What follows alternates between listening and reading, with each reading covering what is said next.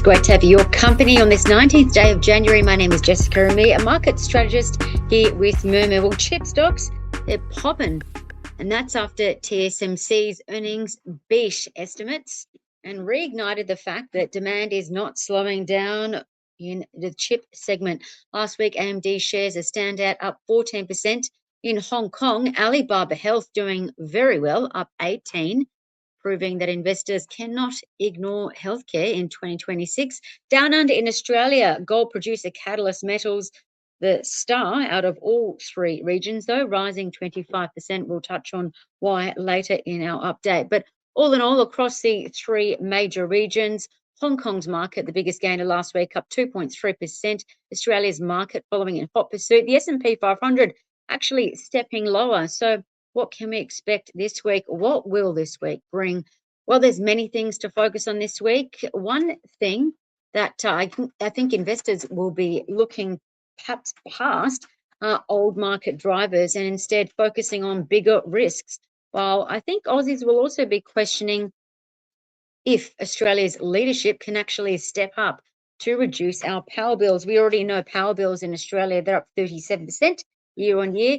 And key issues, I think, that might be on the front of your mind will be Trump's extra 10% tariff on 8 EU countries. That's coming into place from Feb 1. Plus, we've also got rising geopolitical tension. That's indeed if the US does strike Iran. That's already been reflected in higher oil, gas, gold, and silver prices across the week. But also this week, we'll learn if traditional data that we used to look at will be, I guess, mattering a lot less. And what I mean by that is this week we've got the Fed's preferred inflation gauge out, and it's probably going to be very unlikely to move the needle. And that's because, of course, the world is awaiting to see who on earth will be the next Fed chair. But I think Aussies this week, many of us will be starting to realise, again, focusing on energy prices, the fact that power bills are already up 40% year on year. And we are seeing Trump not only ask AI and data center companies, but also now car maker companies to not pass on higher prices to consumer. The question is, when will Aussie leaders do anything to materially bring down power bills? But I think instead of waiting for a day that may never come, Aussies, I think we need to be reminded that Aussies can actually take charge of their own financial freedom. Many of those can be trading or investing in commodities. That's probably going to be the focus this week. And Aussies will be doing this to essentially get ahead of what is expected to be a huge pickup in inflation this year. So there's a couple reasons why commodities should be on your radar. One of those this week, Intel earnings are out. Intel will probably put a spotlight on demand growing for, I guess, the core essential components that, of course, go into the chips that the world needs a lot more of. And it will probably highlight the global copper deficit. Also, I think investors will be looking at the fact that we do have one of the world's biggest miners, Rio Tinto. They're doing a deal to sell copper directly to Amazon's AWS. So this is a world first. This is a game changer. Secondly, of course, we already know that Rio Tinto is benefiting from the rise of lithium. Yes, lithium. Some Aussies, I think, forget that. Lithium assets, lithium prices are surging globally, and Rio Tinto is not only making a lot more money from copper, but they're also making a lot more money from lithium as well. Why is that? Well, the lithium price, as of the close of last week, the lithium price is now at its highest level since 2023. It's up 112% over the past year. So Rio, basically what I'm trying to highlight is they're not only expected to see a material lift from sales in copper and aluminium, but also lithium as well. But we also know the key commodities as well, they've been on a tear. So if we just call out a couple of these, aluminium, it's up 12% in the last quarter. Copper's up 20%, and iron ore is up 7%. So this brings in the fact that we need to consider how most of the heavyweight companies, Rio, BHP, FMG, how much they make most of their money. That's from iron ore, and what's going to happen if iron ore prices move up. So we need to consider the lay of the land as we stand. Looking at their share prices, Rio Tinto have been doing really well, up 46% from their lows of last year. BHP up by a similar sort, up by 47%. But the standout is Fortescue Metals, up 73%, up off its lows from last year. So what's next? What could lift the iron ore price further? Well, a couple things. Iron ore is not really a growth commodity, but it is a cash flow commodity. And this is why BHP, Rio Tinto, FMG are some of the world's best dividends. But what could lift their price this week is if we see better than expected Chinese industrial production numbers, also perhaps stronger than expected economic growth. If they are stronger than expected, that could push up the price of iron ore. But another bull case for iron ore is if China introduces more stimulus, and maybe if we see disruptions from Brazil. Of course, Brazil is another large iron ore producer, and if there is weather disruptions in Brazil, which does tend to happen every now and then, that also puts further price upward pressure on iron ore. Another consideration for those that are not aware that BHP is actually the most diversified out of the big miners. It also has the strongest balance sheet, you could argue, but Rio Tinto can also be viewed as perhaps having lower costs and stronger margins. But FMG is single-handedly the most leveraged and sensitive to iron ore prices, given that they make up over 90% of their money from iron ore, of course. And then, of course, there's the smaller player, Champion Iron, that often gets long forgotten, that goes by the ticker code of CIA. So you could argue that's the most sensitive out of all of them. But again, it's a far cry in market cap from the big miners.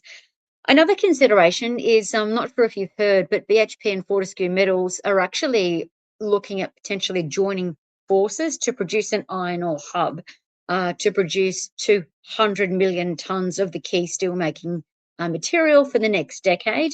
Why is that? Well, as we're saying, it's not a very profitable market. So they're essentially looking at ways that they can bolster their iron ore revenue.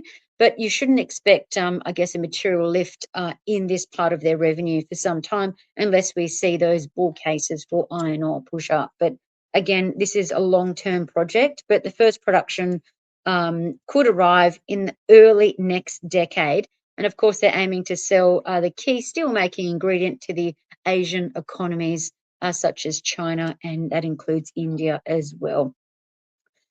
Let's move to stocks to add to your watch list now. Let's stick with iron ore. Let's kick off with Fortescue Metals. So FMG shares, they're up about 4% so far this year, taking their share price gain over the past 6 months to about 30%. So for those that don't know, they just literally acquired a US battery control company called Zytara to really boost their own battery intelligence software division called Alyssa. So this will expand out the company's battery energy storage footprint across the developed world. And of course, the miner is benefiting from the resilient push up in demand that we've seen from China.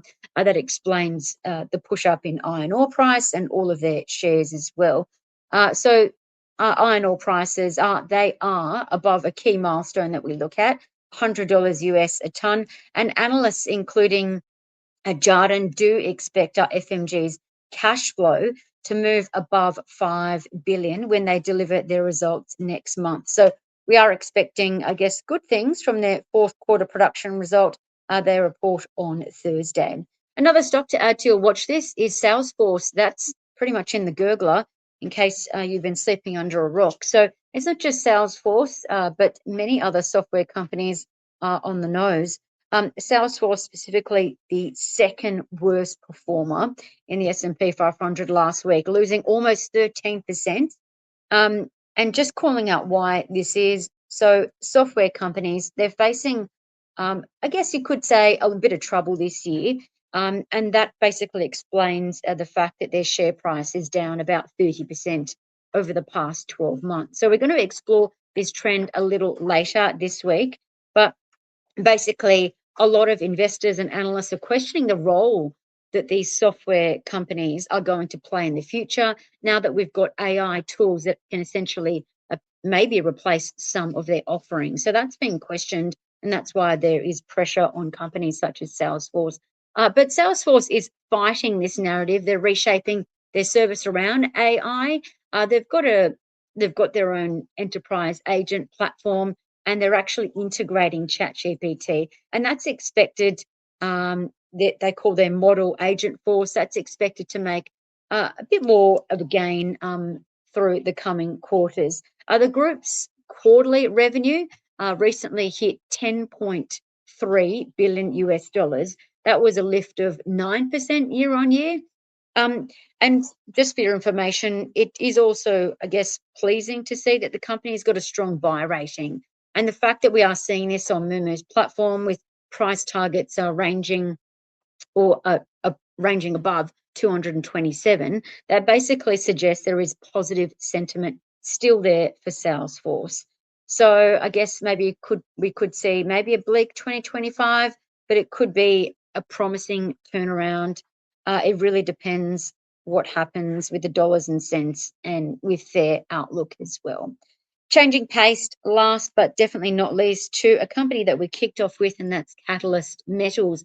So this Aussie company down under was, I guess, the best performer out of all three stock markets last week, included in the major indices. So Catalyst Metals gained 24% last week. So the Aussie gold miner isn't just benefiting from the huge pickup in the gold price, but also the expectation that the gold price will continue to march on up, but also for their own merit. The company recently delivered a better than expected production report. So that was pleasing for shareholders that have been buying into the company of late.